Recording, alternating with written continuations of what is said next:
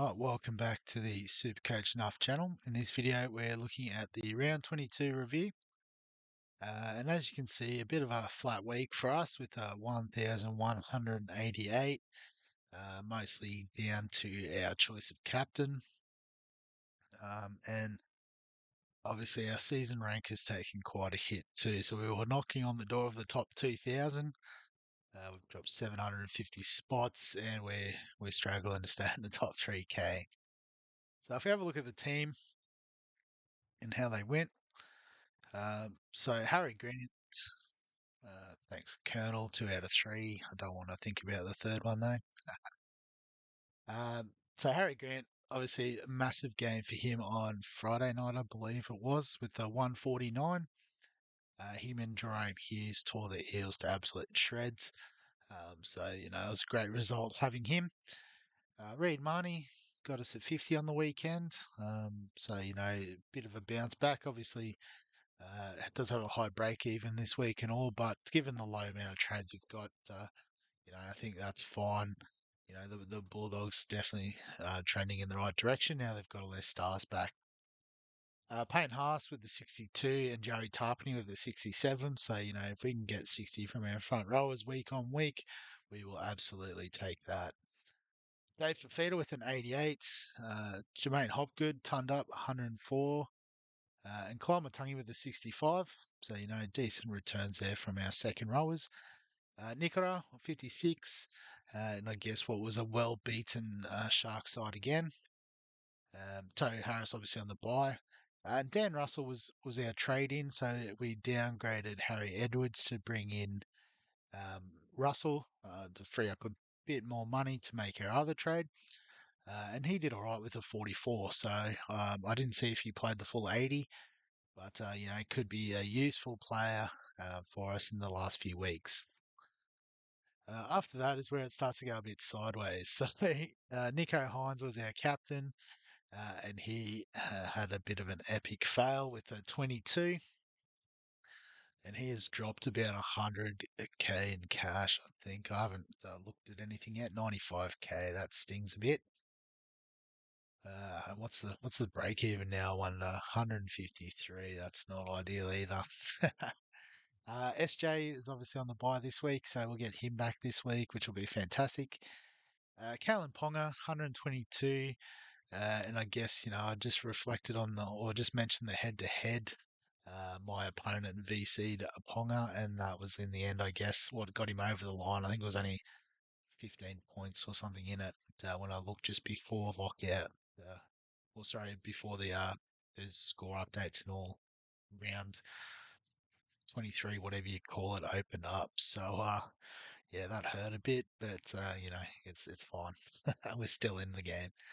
Matt Burton with the 64. So we sort of knew he would be capable of scoring all right now that, Sexton was back. He's back in the 6.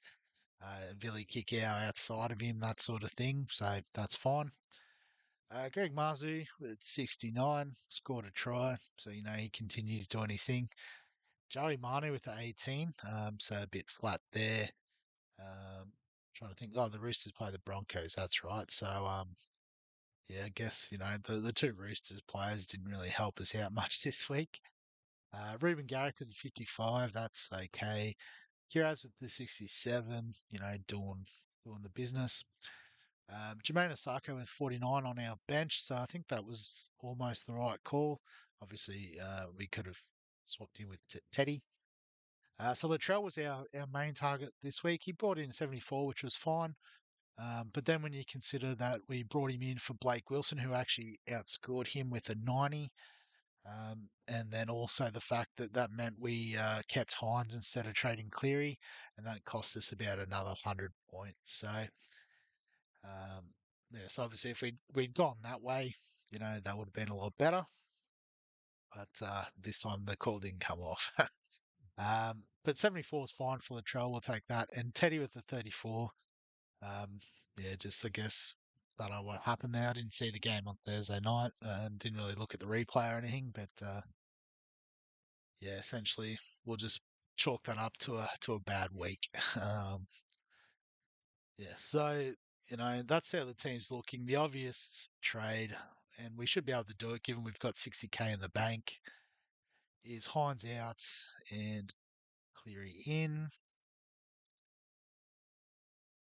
Yeah, so he dipped in price despite tonning up. So I think we do make this trade this week. Excuse me. And I guess, we've talked about the matchups and whatnot coming up. So, if we just do a quick comparison of the three in the halfback slots, because obviously three doesn't go into two. Nathan Cleary does have the Storm this week, but, I guess the Panthers did have the Sharks this week, which weren't supposed to be the worst team going around. But yeah, you can see he's just going up through the gears now. 81 against the Dogs, 109 last week against the Sharks. This might be the week where, he doesn't go over a ton. He's only ever scored 85 at most against the Storm. Um, but in saying that as well, the Storm haven't been the most, or I guess at their best this season. Although, they did fire up this week against Para. So after that, you got Manly at Four Pines Park, which, might be their toughest game left. But then they've got the Titans, Seabus, and you can see he's double tonned against them. Parramatta and the Cowboys, might be tough matchups, particularly the Western Sydney battle. But being at Bluebet Stadium, and I guess that's the other thing with the Melbourne game too, they are playing at home. And yeah, you take out the game where he got injured. He scored 82, 158 against Manly. A couple of slow starts to start the season, admittedly. But, I guess this just points to the fact that, he does go well at home. So, yeah, we'll compare that to the Sharks. Because obviously we've got Nico here. He'll stand in for Hines. But they're going over to Perth to play South this week, which, given their form recently, isn't going to be the easiest. They've got the Titans, which, again, there's a possibility they go all right there. But that is the week where Penrith play Manly, so it's a bit of a wash, I think. But then the Cowboys up at Townsville, Country Bank Stadium. That'll be a tough one. The Cowboys are going well despite losing on the weekend, and then the Knights, who are obviously in massive form, at Newcastle. So, and then also the Raiders. Well, that's at home, so that's not too bad. But by then the head-to-head finals are done, so and possibly by then the Sharks' finals hopes could be done too. So that, and then Johnson, the reason why we've held him this whole time is they do have this nice run. So they got the Titans this week. So funnily enough, they've all got the Titans in the next 3 weeks. So tough run for the Titans, perhaps. But he scored well against them in the past. The West Tigers game is actually over in New Zealand, so FMG Stadium's in Waikato somewhere. Um, so yeah, that's essentially a Warriors home game, and then 2 home games against Manly and the Dragons. So for the head-to-head preliminary and grand final, I think he's a good option to have. So glad we've held on to him, and I think we'd just bank the safe option of Cleary. We know Hines is capable of scoring, but the Sharks just a bit off the rails at the moment. And as a Dogs fan, I know all too well it can be hard to drag yourself out of. so so yes, I think we make this trade. It gives us 2 trades left for the year. I'm pretty sure we avoided injuries and stuff, which was fantastic. And the plan is probably to try and at least use one trade to make sure we have 2 fullbacks for the grand final, assuming we get that far for head to head, obviously. um, and then if we do have that second trade, it might also be Kalal Matangi out for a bit of an option on that final week. But I guess in terms of this week, now we've made that trade. So just looking at the early games, because Penrith playing on Friday night, so Cleary as captain could be pretty early. SJ as well. I can't see any sort of options in my team that I'd be willing to captain late in the round. So if we do want to have a dig at the VC, I think it's probably going to have to be on Tedesco, just against Manly at the SCG. I think he goes all right at the SCG from memory. Let's have a bit of a look. Not that they've played too many games there. This would suggest they haven't played any games there. That's all right. So, yes, it's Allianz. Swear they'd played some games at the SCG. Don't know. Maybe that's just counting it because it's in the same area. But that's fine. I don't know. There you go. It does say SCG. So I think you can do the venue thing somehow too. Maybe that's in their full career stats. I think maybe. Yeah, at venue. Here we go. SCG. So he's played 29 times there and averages 80, the top of 176. So, that's what we'll be hoping for this week.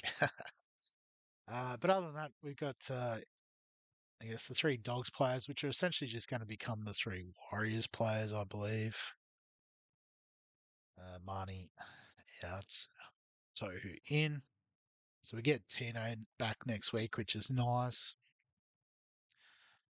Still got Jermaine Osako sitting there if we want up against the Knights. That is over in Perth, so yeah, the way the Knights are going, we probably won't bet against them. And yeah, I think that's the way it's going to look. So yeah, I mean, probably get Tohu on field for someone. Hopgood, I guess, is playing late. And oh, Harpenny's pretty late too. Swinging them around somehow. But we might just leave it for now. Nice, short, sharp one. Just to get it out there as well, nice and quick. So yeah, that's how the team's looking.